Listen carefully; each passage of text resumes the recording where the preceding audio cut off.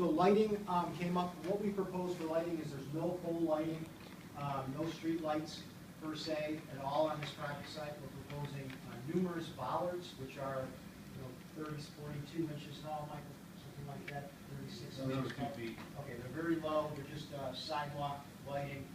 There is lighting on the building, which will all be cut-off lighting. All the entries are lit. There's emergency lighting required on the exterior of the buildings for the building code, but that will be the only lighting proposed on the project site. It'll all be cut-off style lighting. So stormwater design. This plan gets pretty busy. I tried to color code it for you. The buildings are still this tan color. Rain gardens are this light green color, so we've got some, these are called bioretention cells by DEP Stormwater Management Policy. We call them rain gardens. And then these are, these lighter tinted areas are all buried. So you won't see those when the project is done. These dashed kind of bold lines are all buried pipes that run a network throughout the project site. So what happens here is that we did 11 borings and 5 test pits, sand and gravel everywhere to 17 feet. My favorite geotech study ever. In 30 years, I love gravel. We installed, proposed, we looked at stormwater. We currently have 4 little discharge areas or sub-areas where water discharges this site. One is to the north to the neighboring property near Construct. One small area is to the street. We have 2 areas to the south. What we've done is kind of changed that up a little bit. We've captured all the stormwater on the site and discharged it to 2 locations. And because we've installed such a numerous number of these chambers in such a large volume, we've been able to reduce the stormwater to less than 1 cubic foot per second discharging to the town. We have a 10-inch line there now that can handle 1 cubic foot per second. We're going to discharge 0.86, and that's during the 100-year storm. So this will exceed any requirements I would suggest anywhere in your municipal system, typically, which is designed for a 10-year event, which we're designing for the 100-year event. So we didn't want there to be any debate on stormwater, so we've kind of killed this mosquito with a sledgehammer and have a very elaborate, detailed stormwater design. We've included low-impact development with rain gardens, and we've carefully met all the storms 2, 10, 25, and 100, and we've exceeded your water quality district requirements by about 7 times. So I list all of that here. I'm not sure anyone wants to hear it all. I think I'm the only one who likes stormwater, but number 4, TSS removal. Something that was brought up was, we don't want these underground systems to clog. So we have pre-treatment with catch basins or rain gardens. We also have an isolator row that's wrapped in fabric, and then if you add up bioretention cells, or even the least treatment train would be 25% for catch basins and then 80% for infiltration, which if you do the math, gives me 85% TSS removal. So very clean water discharging.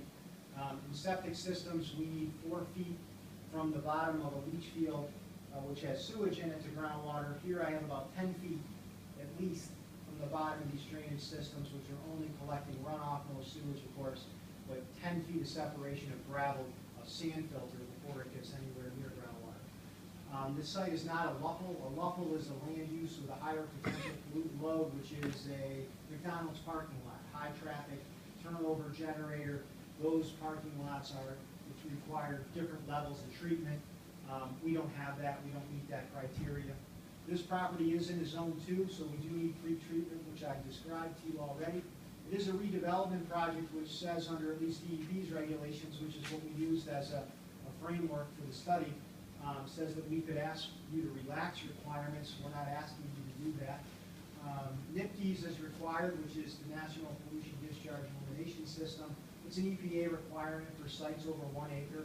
As soon as we have a contractor identified, we'll put together a report, and that'll be maintained on file on site, and we'll file with EPA for a permit, and that will require construction period impacts to be managed. Our documents include an operation and maintenance plan, so all the promises I'm making will work long term.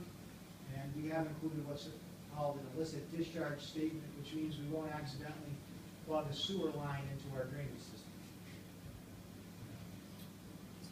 Site plan review continues, water and wastewater systems. So we're serviced by town sewer and water. The project overall demand is 8,450 gallons per day.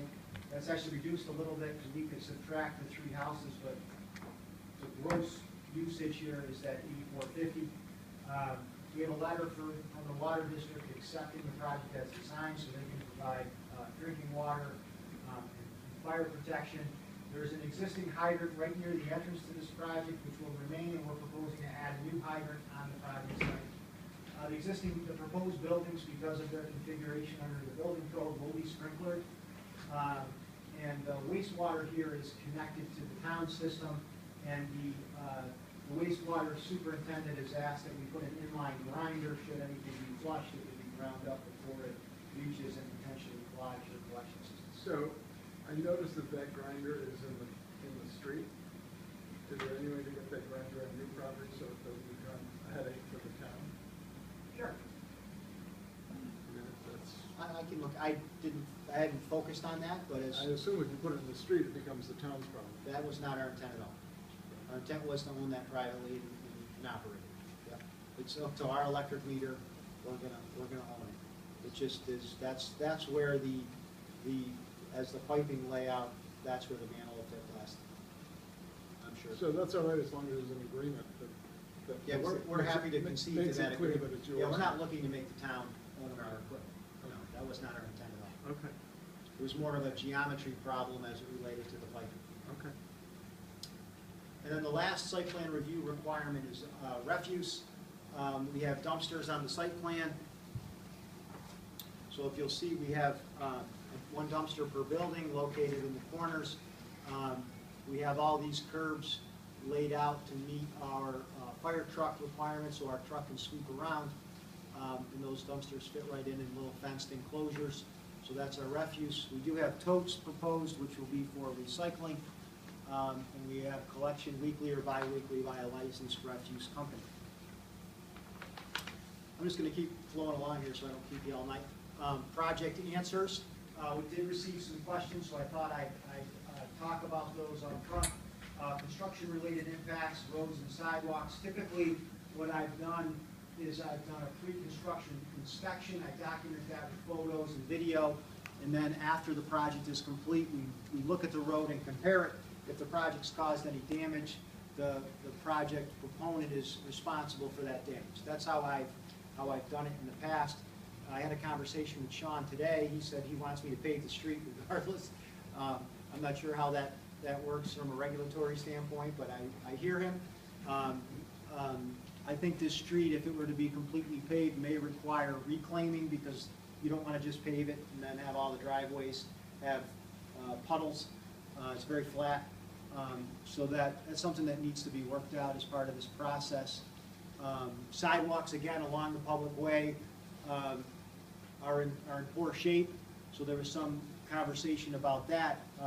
This is off-site, and we're gonna take over 261 feet of Manville Street. We're gonna install all new infrastructure on our project site and tie into the existing. It's typically not required as part of the site plan review that you replace sidewalks on a neighboring street, but that was a comment, so I guess that's a topic for discussion.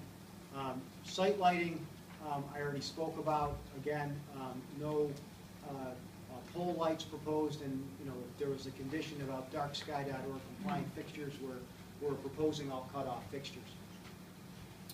Stormwater quality, there was a question about treatment. Maybe that wasn't clear or that was buried in the report.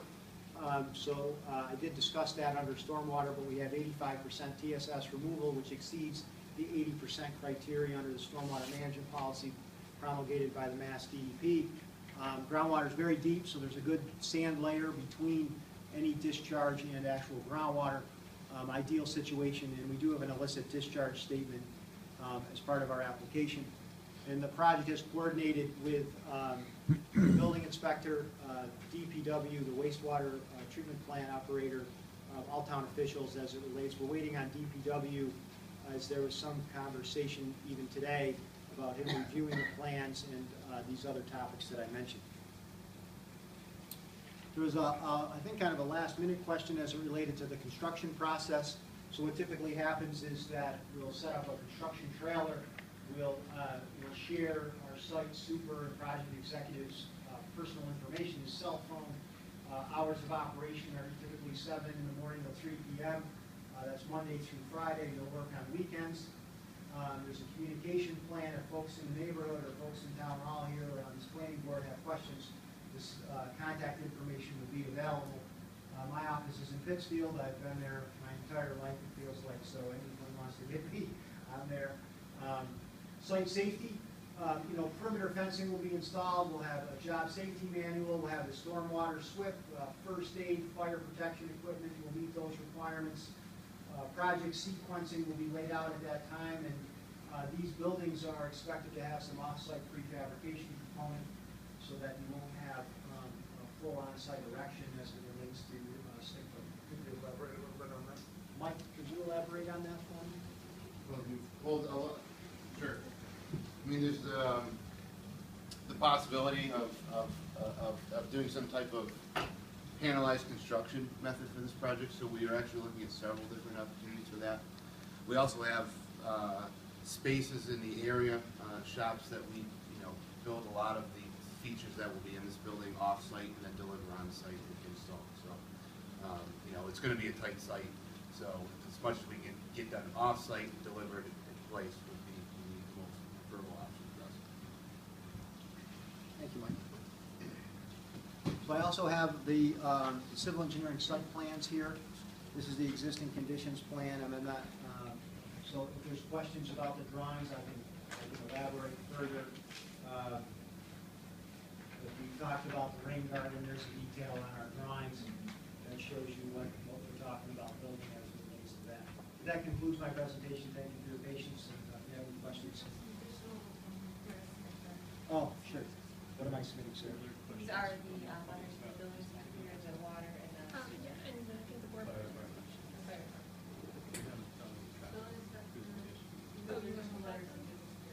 I'm just saying.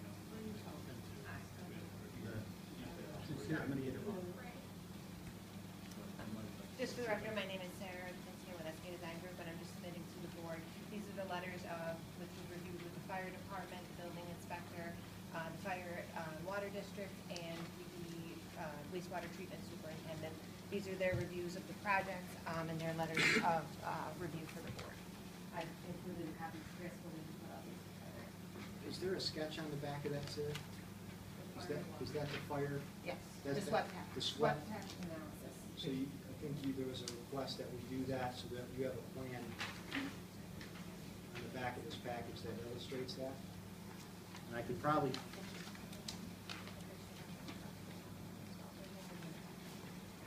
oh, Yes.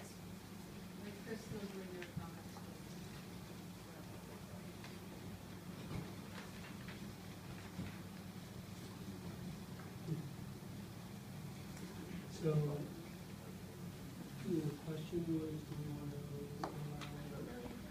Okay, so we're told. Yeah, so should we let the presentation finish? I've just been making notes. Yep.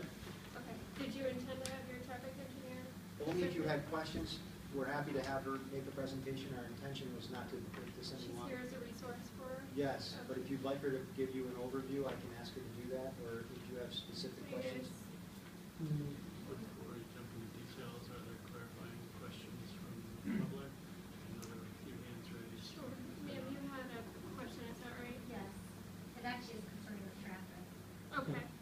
Should I? Do you want to ask it? Yeah. State your name So, and. my name is Vicki Fleming, and I own a condo at 12 Manville. I'm a full-time resident.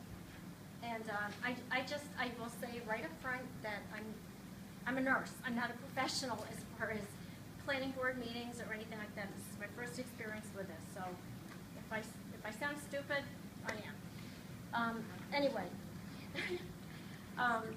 so I would like to say, first of all, that Manville is a very quiet, dead-end street. I know there's been discussion about mixed use in terms of commercial, but that's just not the character of the street. And there are no other commercial entities on that street. It's a street where kids ride their bike in the middle of the street, where there's a handicapped person who lives at the end of the street who rides her motorized scooter up and down the street. So that is all going to go away, and that's concerning to me, and I think it's concerning to my neighbors. But I really truly don't understand the traffic issue, and maybe someone can speak to that. There are 3 houses that are going to be replaced, and I don't understand when you're putting 47 units in there, how you're only getting 27 morning trips out of that complex. I don't know statistics, I haven't done research, I'm just saying common sense. You have 1, 2, and 3 bedroom apartments, so I'm assuming that probably, off the top of my head, half of those people are not single people in those buildings. They're either, a couple or a family. I don't personally know anyone in this area who walks to work. I think that, from what I understand, the public transportation is very limited. So just common sense, I am assuming that probably almost everyone in that building is going to be driving to work and using, very often, more than one car, which also speaks to the parking issue. I don't really understand how 54, I think it was, spaces are going to be enough for 47 units. It just doesn't make sense to me. I don't see where 27 trips in the morning is coming from when you have 47 apartments, many of which are inhabited by 2 working people. So maybe the traffic person can explain that, because I don't get it.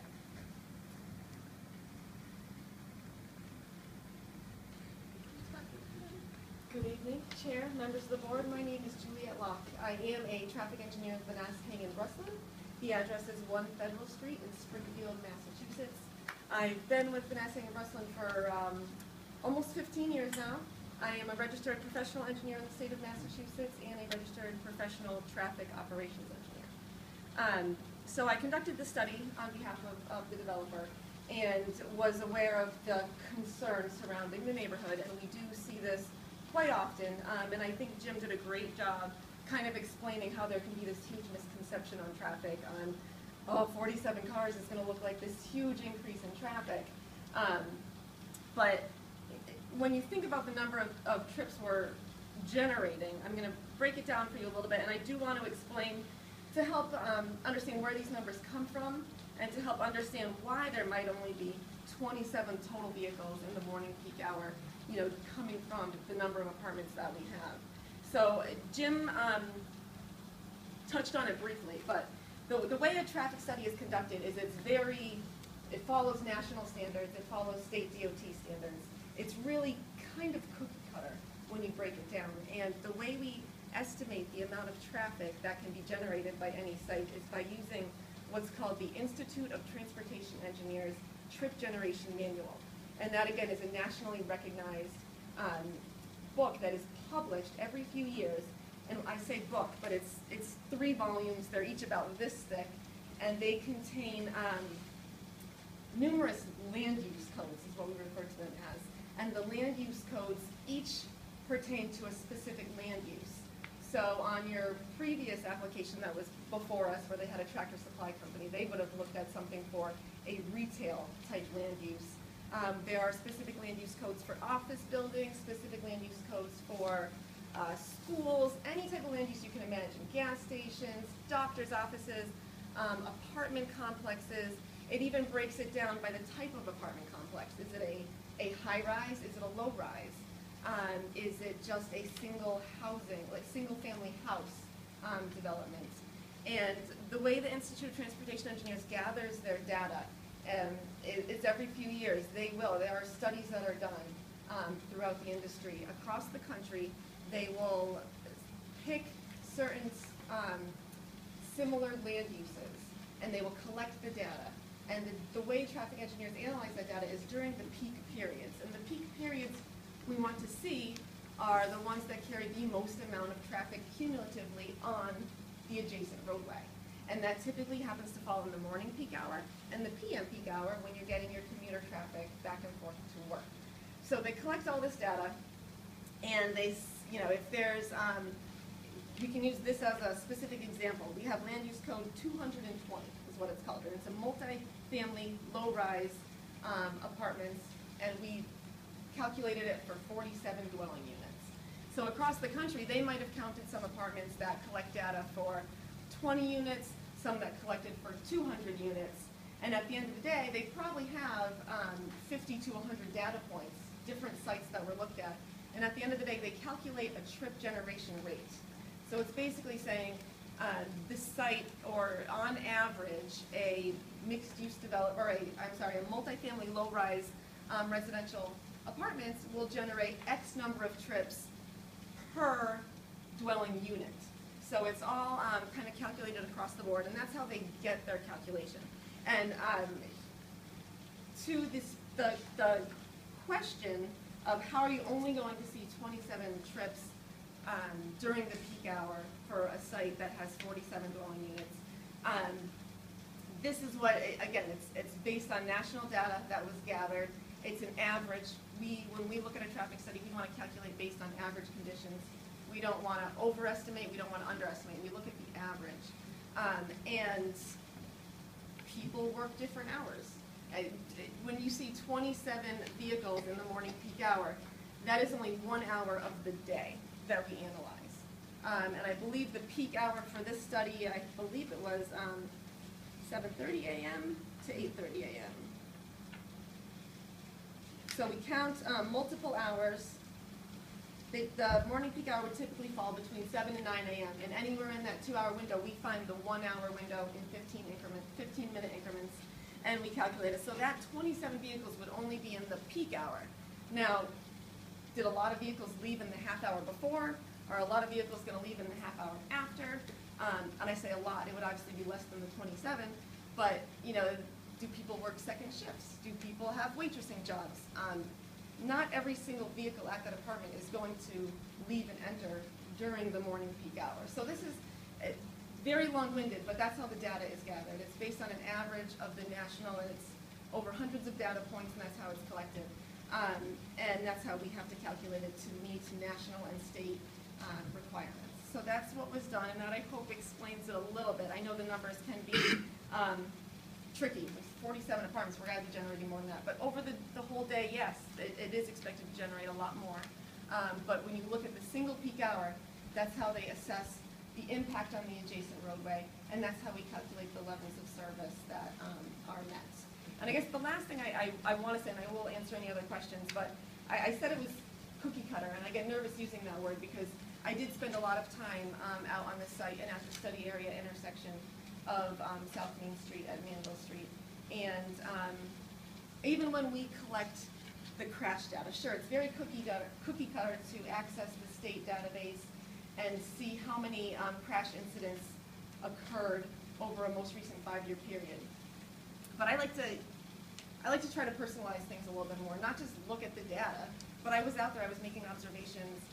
You know, I walked up and down Manville Street and I looked at the site and I observed South Main Street, and you know, we did take it a step further. We're like, you know, so the data doesn't suggest that there's any safety issues out here, but you know, can we provide any safety improvements for the area?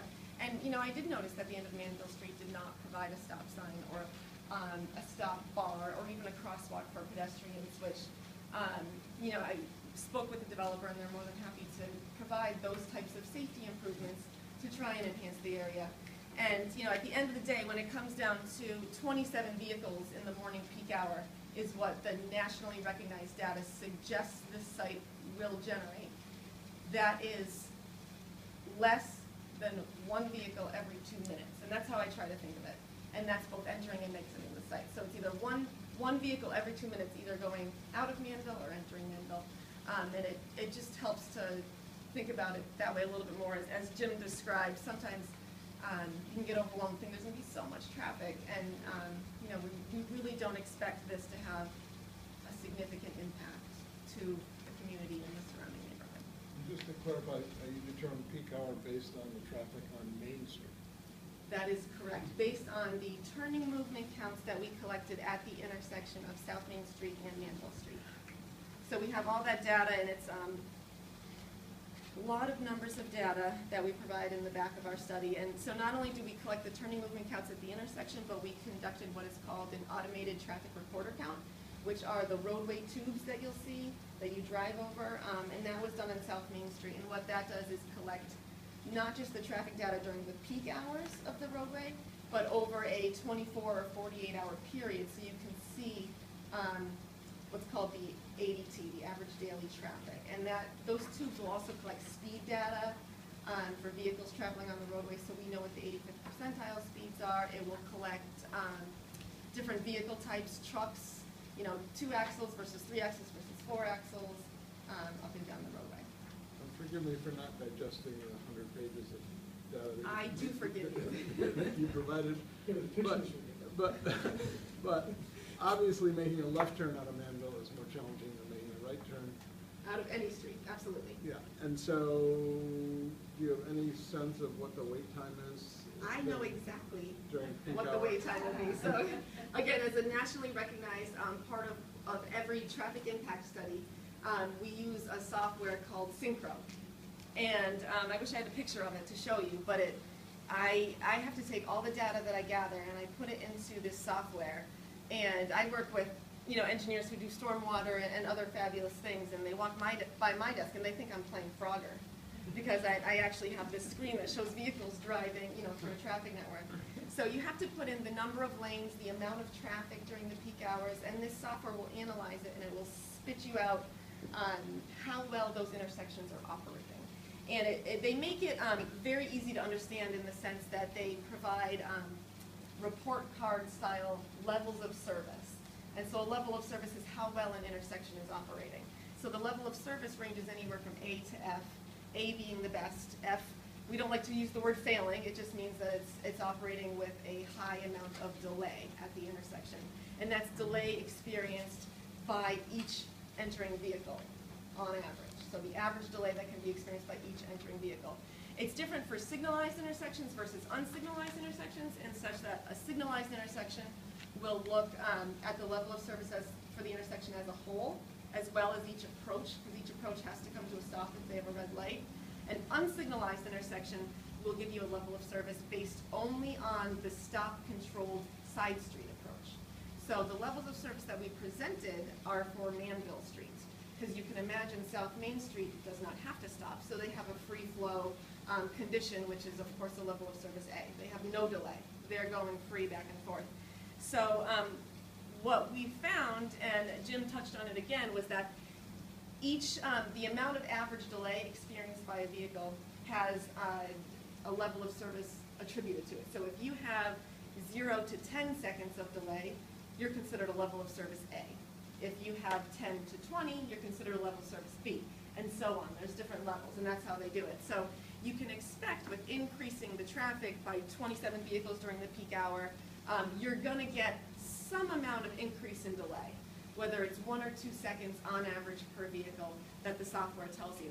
The rule of thumb is if you're not triggering or tripping over to that next level of service, then you're really not having an impact. So you can always expect some amount of delay, of course. And that's what we found at this intersection, is in the morning peak hours operating at a level of service C. In the afternoon peak hour, it is currently operating at a level of service D. When we take those traffic volumes, we apply a growth weight, we project them into the future. We also gathered data from the town planner on other planned background developments. We added those into our network to make sure we were being conservative and looking at what are these roadways really going to do 7 years in the future. And then on top of that, we pile our site-generated traffic that we calculated using the ITE data. So that's how we get the levels of service. And we found that using our software, the levels of service do not degrade, is what we call it. They remain the same, and that tells us that the operations at the unsignalized intersection of South Main Street and Manville Street are not expected to degrade significantly enough, to warrant any concern. But the delays do get longer. Yes, Okay. yes. As So you it's good to be add clear about vehicles, that. Yeah. yes. And when you see the no-build conditions, that's me projecting the traffic volumes into the future 7 years by applying a 1% per year growth rate, and also adding on the planned background developments, which there was a number of planned residential developments. So you will see that the traffic is gonna grow and the delays are going to increase slightly. Because as the traffic is increased along South Main Street, it does make vehicles, possibly have to wait for a gap longer to make that left-hand turn on South Main Street. So I am, Exactly, even without the development, and then we look at adding it on. sure, I am specifically curious, so, in your table 5, Yes. which is your capacity analysis summary, with your no-build scenario, you said that includes background growth over each year Yes. plus proposed projects. But under your 2025 build scenario, the delay is actually less. And Yes. I'm curious. I can was you waiting for that question. explain? I was. We read it. I'm prepared for this question. Because you said the same thing when you Yes. looked at the data originally. How You did that expect happen? it to increase, absolutely. So, and I can absolutely explain this. And it does in the other case, in the weekday morning case, it increases. In the weekday morning, it increases, as it should increase. And I'm so used to seeing all this data and inputting it into tables. And when we have larger developments with, multiple intersections along a corridor, you can imagine I've got very lengthy tables. So when I go from the 2018 conditions, the existing conditions to the no build to the build, I expect it to get incrementally worse every time, a little bit more delay when you add those vehicles on. And occasionally, we see a situation where it's like, well, why didn't our delay increase? So we go from 34.6 seconds, and it actually shows a decrease in the delay experienced by vehicles. And I wish I had like a brilliant explanation for you, other than our software sometimes, and I know that I don't want to downplay the amount of traffic at this intersection, because I know that to Great Barrington, this amount of traffic is obviously a concern, and that's why we're here talking about it. But there's not enough traffic through this intersection for my software to really show So you're the telling me you concern. fall into the margin of error? I fall into the small margin of error. No, but what I do want you to look at, when you compare, do you see the V to C, V/C? That's called a volume to capacity ratio. So that's a percentage. And what we consider a full intersection is when it's at 100%. So that's when an intersection is carrying all the traffic it can absolutely carry. And that's a sign, if we're over 1, if we're at like 1.2 or 1.04, that's a sign that that intersection might need more lanes, or it, might need some better traffic signal operations. So under your no-build conditions, you're at a 0.02 for that approach that you're looking at, which is the weekday evening eastbound Manville Street approach. There's only 9 houses. So that's only a 2% utilization of that approach. And even though the delay looks like it decreases a little bit, as you go to the build conditions, we do go up from a 2% to an 18% utilization along Manville Street. So that is showing, yes, there is more vehicles. That is showing that there's still 82% capacity along that approach. I don't think there's any intent on reaching a full 100% utilization along that approach. So, but I love that you caught that, because I had to go back and double check and say, did I really get all the traffic volumes? Was there a typo in my software? But no, that is correct, and that's how the software is analyzing it. It's just that there's simply not enough traffic on Manville Street to be anywhere near capacity at that unsignalized intersection. When you're generating your trip calculations specifically for a multifamily development, can you speak to how you apply the size of the units to the study? I can tell you that I don't. I can tell you that there is a detailed description page that the Institute of Transportation Engineers provides for every single one of their land use codes, and they will say that the number of units, or the number of bedrooms in each unit, varies. So they specifically say that, some of the units we counted have 1 bedroom, some have 4 bedrooms, but that speaks to the reason why they conduct their studies at 100 different sites, and then take the average of all those sites, because each of the sites is going to have a different number of bedrooms per unit. So unfortunately, no, it does not get that specific into the number of bedrooms. But as far as residential developments go, like I said, it does break it down by low-rise apartments, high-rise apartments, which is something you would expect to see in a city, and other such. There's condominiums, there are, like, single-family housing, so there's a number of different uses, so they try to get specific in that sense. Does it factor in transit? No, so what this does is it specifically is only vehicle trips to and from a site. So, But transit obviously affects that. well, it does, and you would see have a greater impact in larger cities. Or if you have transit. Or if you had transit. But one thing that we do as transportation engineers is we consider the environment that a site is proposed in. So if I saw that there was, I've worked on projects that are out in the eastern part of the state as well, where you're right on a T line that might go into Boston.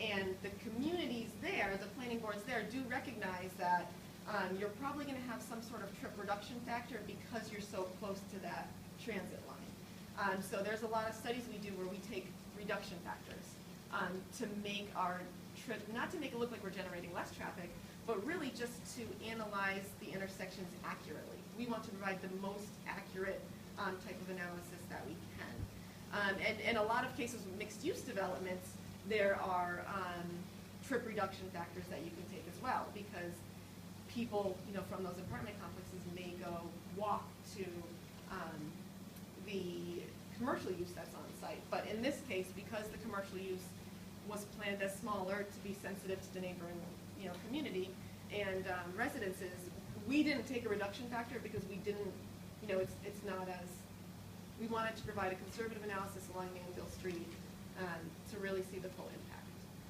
But just to clarify the converse question, the ratios you're using don't incorporate transit at all. The ratios you're using incorporate a multifamily development with no transit Correct. incorporated. That's correct. So the Yes. baseline is high, you can reduce it for transit, but it starts high. That's correct. Did you have a question, sir? I did related to this. So I'm Ivan Crew. I own and I'm sorry, can you say your name again? Ivan Crew, and I live at 7 Manville Street, which I also own, and have a number of concerns about the project. Although I think both of these guys are great guys, and the work that they're doing is really important work. I definitely have some concerns about this project. I did one of which is about this traffic study. I am not a traffic study expert. I am a psychologist. I am trained in research.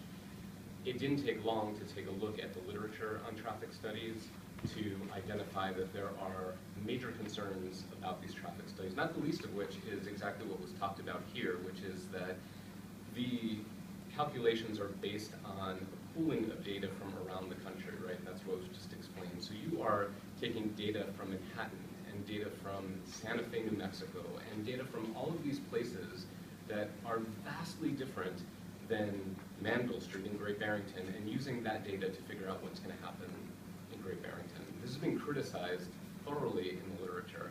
There are other major problems with the way that these studies are approached. Number one is, doing a one-day study of a street and then extrapolating from that to what's going to happen on a daily basis. Lots of concerns about that in the literature. There are concerns even just about the process of counting the cars. All kinds of error rates in just the counting of the cars that are going by. But to me, the most concerning of the things that I saw when I took a look at this literature is in 2014, there was a Lit Review article where they looked at the entire literature on traffic studies, trying to see whether they could find studies that went back and actually looked at the traffic studies to see if what they predicted actually occurred. And the two findings that they had in this study were, number one, almost never does anyone go back and see whether the traffic studies were accurate. In the number of cases where they did go back and look at it, they found they were pretty inaccurate for all the reasons that I was just explaining. So I have major concerns about just even the data that is coming out of these studies. That aside, I also just feel like there's a difference between statistical significance and numbers and data and actual real experience. And so 2-second delays, they don't sound like anything. 1 car every 2 minutes doesn't sound like everything. You're talking about a massive change to the experience on that street, where there is, as was said, so little traffic right now. To have a car going down that street every 2 minutes there are sometimes no cars that go down that street every 2 hours right now. So experientially, for those of us who live on the street, what was just described may sound, from a data point of view as being minimal. From an experiential point of view, it's going to be massive. And as someone who lives one house in from the corner of that street, these extra 2-second delay here and 3-minute delay there, whatever it may be, I'm going to have cars piling up in front of my driveway, blocking me from getting out, even onto Manville Street, to be able to wait to make the turn onto South Main Street. So I have other concerns that I would like to express, but since we were talking about the traffic study, I just really wanted to express those concerns. Could I respond in one part? I really don't want this to be a debate. I don't want to debate. It's not a public hearing. We are pretty liberal about taking comments from the public, and we recognize that there's some neighborhood concerns here. I just think if there's a technical comment I would like to make very briefly. One sentence, thank you. Your bylaw requires the traffic assessment. And your bylaw requires that the traffic assessment shall be performed by a certified traffic engineer in accordance with the Mass Executive Office of Energy and Environmental Affairs Division of Transportation guidelines for traffic impact assessment. Thank you. So, thank you. Thank you very much. Yes, ma'am. I'm Jane Ralph. I'm Executive Director at Construct. I go to work every day on Mahawi Street, and I think anecdotally this may be helpful. I've been very concerned about the rerouting of traffic that we've had due to the road construction on 23. And as someone who frequently bikes or walks to work, I was very worried about that. And I'm often there between 7 in the morning-ish, very early. And I've actually been surprised that even with that volume of traffic, how little disruption it's been for the folks who live in our transitional housing. So I definitely understand the concern about I don't know, worry and fear about much higher volume traffic. But even with this road construction, just a street over, it really hasn't been disruptive to our neighborhood. So I don't know if that's helpful, but that's been my experience. I'd like to some questions on this side. Sure. Yep. I have a question I wanted to ask. I have not heard anyone mention dollars and cents on these apartments or these condos or whatever's going in, and I thought I heard, so I'd like clarification, that I did hear someone say that these are not affordable, they're not down here, but they're not affordable, and we're looking for doctors, et cetera, to fill these places, which sounds to me, they might be shutting out some locals and people, young folks, maybe, and even seniors. That's my... Do you want to clarify that? Yeah, because I do think one of you said it's not affordable, and I think you may have meant meeting the state's income levels for Correct. affordability. But So our units on a monthly basis will be in the $1,650 to $1,800 a month for a 3-bedroom. We are picking up from where Construct and other affordable housers leave off, meaning they're 60 to 80% area median income, and that is the big gap. When you calculate out the numbers, it's essentially nurses, DPW folks, engineers, and so forth. So it's not statutorily affordable. They're market rate units, but we are really trying to pick up from where the affordable housing projects are stopping. Ian, I don't get that. I can't put my finger on it right this minute, but I'm sure I can. At one point in the application, it was actually written that these were described as workforce housing. Could you clarify that, please? Workforce housing is a term that's used nationally. It was coined, I believe, by ULI, Urban Land Institute, and refers to essentially working class housing. So housing that's not got income restrictions on it. It's market rate. There's no subsidies involved, but it's essentially filling middle income renters. So nurses, engineers, people that live and work in town, myself included. So if someone is paying $1,650 for a 1-bedroom, They go from 1,800 for 3 yeah, bedrooms. 1,800 for 3 bedroom. but $1,650 for a 1-bedroom set. So what do you, and it's 30% of your income, 66,000. presumably. You have to make, I want 66,000, Yeah. and you think that's workforce housing? Correct, I mean, That's roughly 80% of area median income. Area median income for South County is 74,000. So that does fit a gap that we can't serve. For a family of how many, Jen? 3 bedroom is 2 to 3 people. No, I'm talking about the one. I don't have that off the top of my head, but if the median income is 74,000, then 66 would be in that. But that's 60 to 80. that's a median income for a family. Can I suggest that this is a question that we have, that, could you provide some clarification on that? You know, I think that rather than having a debate where we're not sure and we're trying to remember off the top of our head. 72,000 is what. I'm not sure what it has to do with St. Petersburg State question. It has to do with the application. But while we're at it, were there other questions that we want to, yes, sir?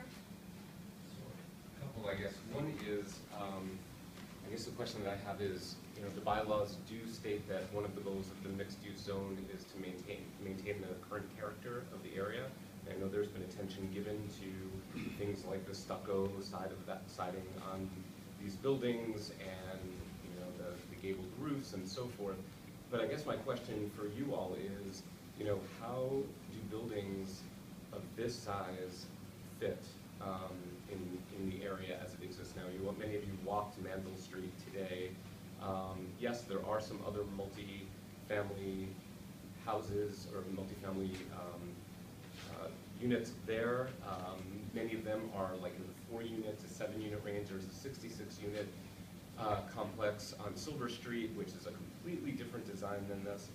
My question for you is just how these mammoth buildings are all in keeping with the character of that area. That's one question that I have. I don't know if there's an easy answer to that one. The second question I have is just this parking issue, which was brought up, and I can understand that the lack of need to have 2 spaces for every unit, but again, as was brought up, when you've got units that have 1 bedroom, 2 bedroom, 3 bedroom, 3 bedrooms in them, you're clearly attracting couples and families, and you are clearly, as life exists in the Berkshires and in Great Barrington, going to attract people who have multiple cars. And the question that I have as a resident on Manville Street is, where are all those other cars going to be parked? There's a handful of additional spaces there. The answer is that they're going to end up lining Manville Street, right? So now you've got a traffic issue, which I don't know whether that was taken into consideration of your actual, you know, driving space being reduced by the fact that you've got cars lining both sides of the street. And I also asked the question, what will happen in the winter months when there's a ban on parking on the street overnight? Where are all these cars going to go? It's nice to speak to the possibility that you're going to have all these people, you know, who are going to have a more pedestrian lifestyle and, you know, walk to town and so forth. But we all know that that's not the reality unless you've got some stipulation in your lease that's going to require people to only have 1 car. People are going to have multiple cars. I just don't know where they're all going to park. You got anything else, sir? No, that was it. Can I respond to that, or would you rather not? I think there's a lot that needs to get dug into. I mean, I kind of like to hear the response to that. I don't know that this isn't a forum for a debate, so I think we're gathering information right now. I mean, there was a question that I had as well, that I was gonna ask Ian about parking and, you know, and is there gonna be parking outside the development? And so, I mean, it's on my list of questions. And so, I mean, I think him answering it there, then I don't have to ask the question. So here's the thing, so it's 9:15, you all have been at this since 5. We still have additional items on our agenda, and I think probably all of us have long lists of questions. So, you know, one approach, and you all can shut me down if you want to, but one approach is we aggregate all our questions, we feed them to Chris, and he passes them through to the developer, and we get some responses back in a formal manner. The alternative is, you know, we individually go through them tonight, but I do think we will be here until the wee hours. I'm open to discussion on this if you guys, have some thoughts there. I'm just trying to, find a way that we can efficiently communicate our request for additional information I think that's to the applicant. I think that's a good approach.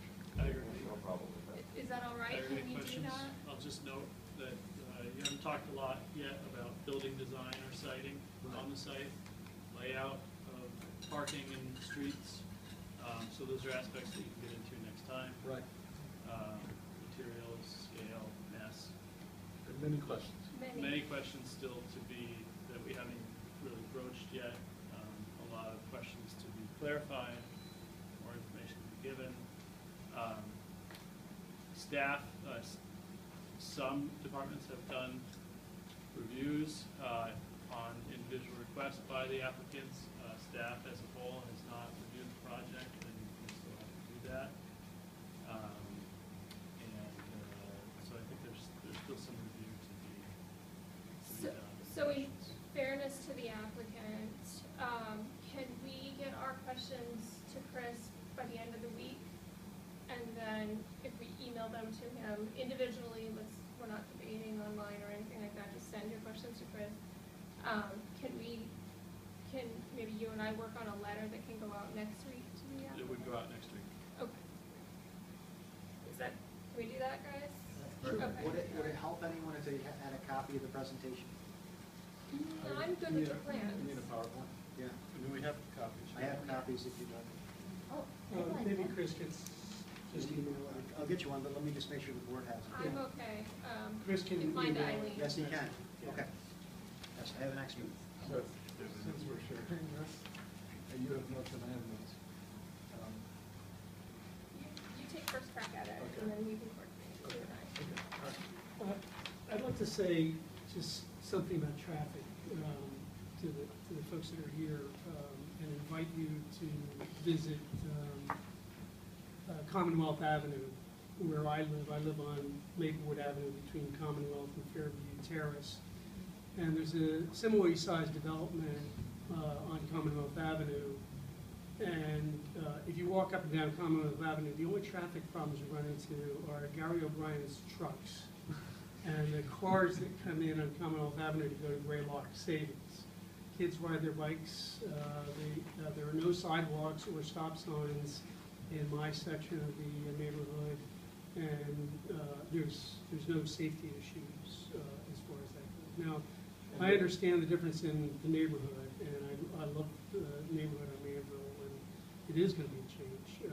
But if you're looking for empirical and a practical guide in Great Barrington, Commonwealth Avenue is probably as close as you're going to come to. And also there are 2 parking spaces per unit. Yeah, they have a lot more parking per unit, and that's another issue that we have to talk about. But, frankly, when I'm walking around the neighborhood, as long as I wave to people, they wave back and they're courteous. I mean, that's all, it's not a problem. So,